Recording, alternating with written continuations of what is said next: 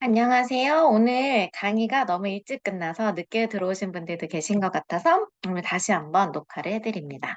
오늘은 말빨 마케팅에 대한 이야기를 하려고 하고요. 사실 말빨이 진짜 중요해요. 여러분이 만나는 사람 중에, 저 사람 말을 참 듣고 있으면 왠지 눈물이 난다. 저 사람 말을 듣고 있으면 행복하다. 저 사람하고 대화하고 싶다. 또 만나고 싶다. 이런 느낌이 든 사람이 있으신가요?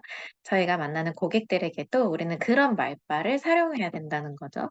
근데 막 여러분을 만났을 때 가르치려고 하고, 뭔가 자꾸 계속 알려주기만 하고, 나와 공감하지 않는 사람들을 만나면 어떤가요? 여러분은 그 사람하고 대화하고 싶은가요?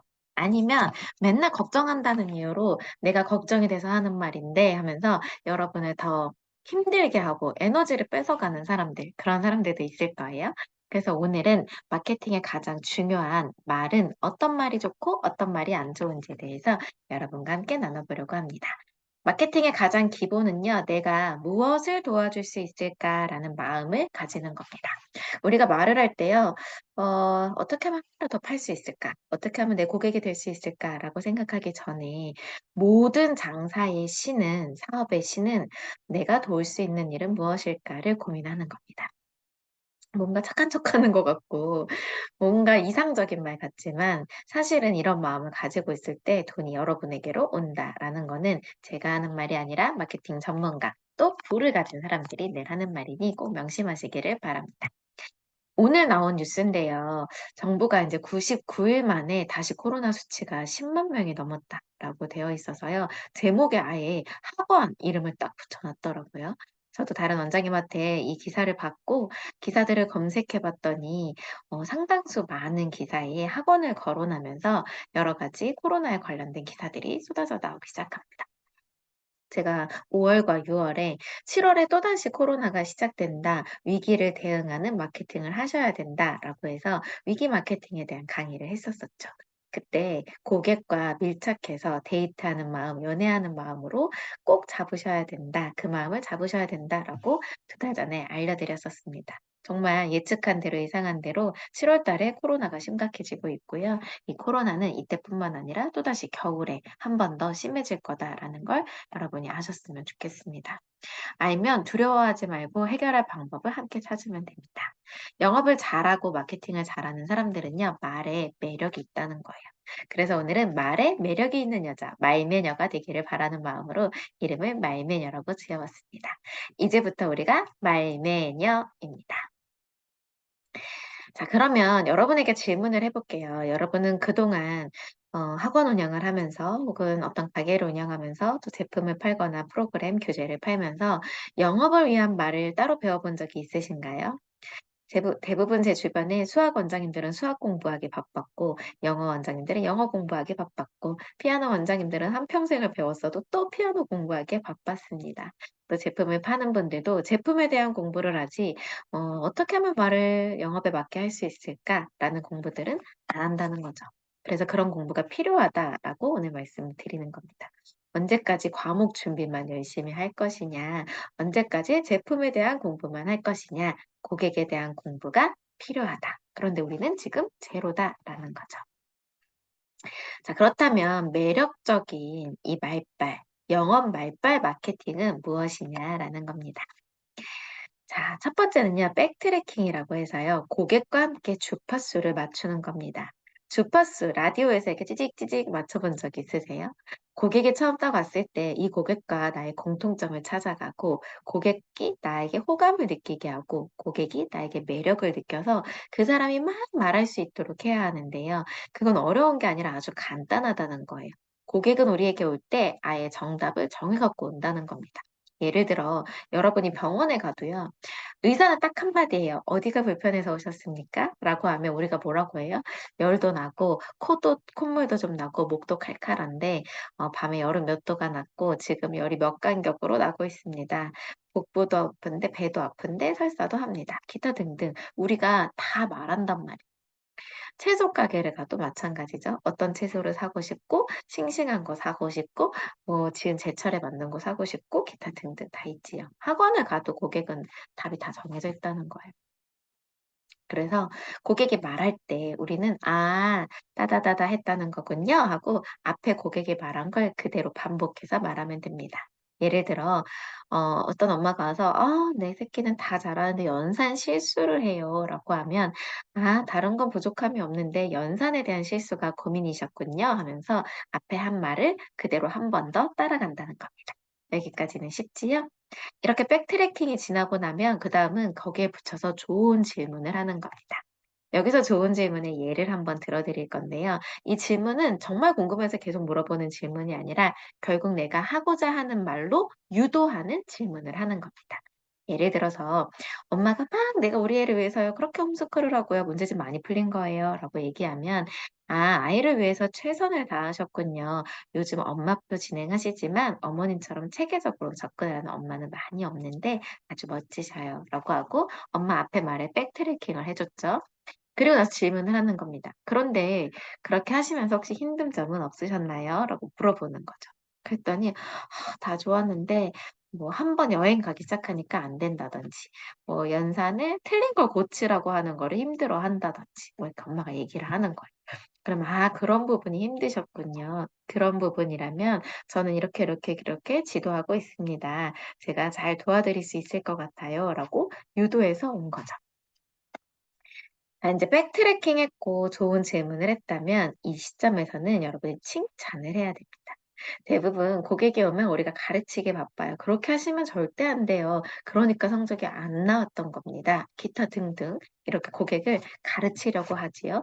단점을 계속 부각시켜서 "등록하면 장점이 되게 해야겠다."라는 작전으로 말씀을 하시는데요. 이때 반대로 영업의 신들은 칭찬을 한다는 겁니다.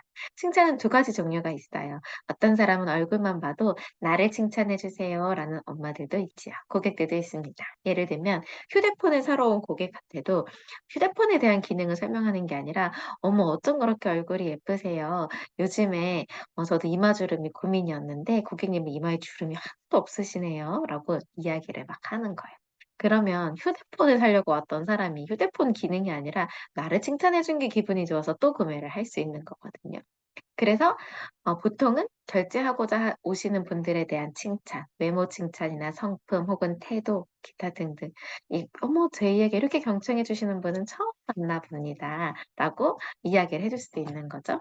그런 칭찬을 할 수도 있고 또 하나는 학원에 예를 들면 공부방이나 교습소도 아이들을 데리고 오니까 그 아이들에 대한 칭찬도 디테일하게 해 주는 겁니다. "우리 누구누구가 테스트할 때 봤더니 1 번부터 10 번까지 집중해서 모든 문제를 풀었는데 옆에 식을 쓰는 과정이 굉장히 정확한 편이었습니다." 라고 칭찬을 해 주는 거죠. 이렇게 되면 일괄적인 칭찬보다는 훨씬 좋고요. 특히 교습소, 공부방, 학원 같은 곳에서 단체 문자를 보내잖아요. 단체 문자보다는 개개인의 이름을 넣어주는 문자들이 훨씬 좋습니다. 칭찬받는다고 생각하고 관심받는다고 생각한다고 해요. 자 그러면 백트래킹 했고 좋은 질문했고 칭찬도 했다라고 할 때 이 모든 과정에서 여러분이 주의해야 될 게 있습니다. 뭐냐면 여러분이 에너지를 얼만큼 뿜뿜하고 있는지 나에게서 긍정의 기운이 얼만큼 솟고 있는지를 보여주는 겁니다. 내 태도와 내 눈빛, 내 말투, 내 목소리에서 보여주는 거예요. 생각보다 많은 사람들은 여러분의 슬픔과 아픔, 고통, 힘듦에 관심이 전혀 없다는 겁니다. 그래서요. 여러분 운영하면서 힘든 점 있을 거고 무언가를 팔면서 정말 외롭고 힘든 날 많을 건데 그때 여기 열공방에서 우리끼리 이야기하자고요. "너무너무 힘들었다." 뭐 "재수 뿡이다." 막 이런 말을 그냥 우리끼리 하자는 거예요. 실제 우리가 고객을 만날 때는 우리는 전문가이고 우리는 프로페셔널한 사람들이기 때문에 그런 이야기들은 하지 않는다는 거죠. "어떤 이야기냐?"라고 하면 이런 이야기 있을 수 있어요. 이건 이제 다음 페이지고 어 어머니 제가 근데 요즘 너무 힘들어서 그래요. 제가 코로나를 한번 걸렸더니 체력이 도저히 회복이 되지 않아요. 기타 등등. 이런 말들은 고객이 원하는 말들이 전혀 아니라는 거죠. 이제부터는 하지 말아야 될 말들에 대해서도 또 이야기를 해볼 건데요. 고객이 지갑을 열지 않는 특별한 말이 있대요. 뭐냐면 헷갈리는 말이라는 겁니다.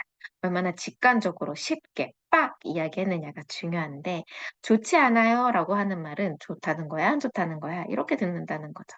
적지 않아요, 많지 않아요 이런 말은 많다는 거야, 적다는 거야 이렇게 생각한다는 거죠. 적지 않아요. 숙제량이, 연습량이 적지 않습니다라고 하는 건 적다는 걸까? 많다는 걸까? 아니라는 걸까? 뭐라는 걸까? 이렇게 고객이 한 번 더 생각해야 된다는 거. 그래서 단편적으로 얘기하라는 거죠. 좋지 않아요는 안 좋아요라고 이야기하면 되는 거고, 적지 않아요라고 하면 많아요라고 이야기하면 된다는 겁니다. 또 있어요. 네? 하고 고객이 두 번 말하게 하면 안 된다는 거예요. 내가 어떤 거를 설명했는데 그걸 이해할 수가 없어서 네? 라고 할 수도 있고요. 혹은 서론이 너무 길어서 네? 라고 집중 못해서 말할 수도 있습니다. 이 네? 라는 반응이 나온다는 건 여러분이 매력적인 말하기를 하지 않았다는 거예요. 그래서 여러분은 네? 라는 말이 들리지 않도록 정말 쉬운 말을 쓰고 정확한 말을 쓰고 결론부터 항상 말하라 라는 거죠. 뭐 예를 들어 다른 건 모르겠고요, 어머님. 저희 학원에 오면 아이가 매일 2시간 공부하는 습관은 확실하게 잡힙니다. 왜냐면요. 하고 이제 뒤에를 막 설명하는 게 좋지. 근데 어떤 사람은 이렇게 한다는 거죠. 어머니 그거 아세요? 저희 학원에서는 여러 가지 규칙과 원칙과 프로그램이 있는데 그중에서 수업 시간 2시간 동안 한 과목을 진행하고 있고요. 이 2시간 중에 50분 수업하고 10분은 쉬는데 아이들이 처음에는 힘드니까 한 30분, 40분 수업하고 쉬었다가 점차 늘려서 50분 그리고 2시간까지 채워갑니다. 라고 이야기하면 당연히 뒷이야기는 집중하기가 어렵다, 매력적이지 않다라는 거죠. 또 있어요. 아, 제가 초보라서요.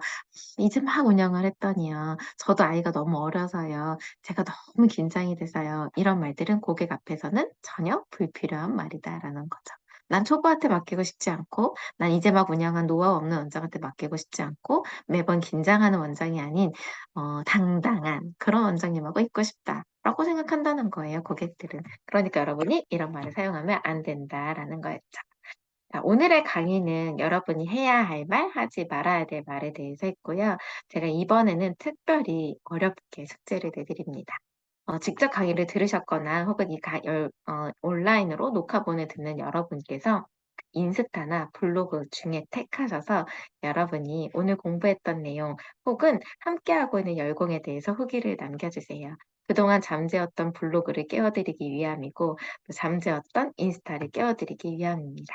그렇게 되면 여러분에게 또 제가 재미있고 위기 때마다 이겨낼 수 있었던 마케팅 파일 자료를 선물로 보내드리도록 하겠습니다. 7월의 마지막 순간들 아름답고 행복하게 보내시고요. 다음 시간에 더 화끈하고 멋있는 마케팅으로 함께 하겠습니다. 안녕히 계세요.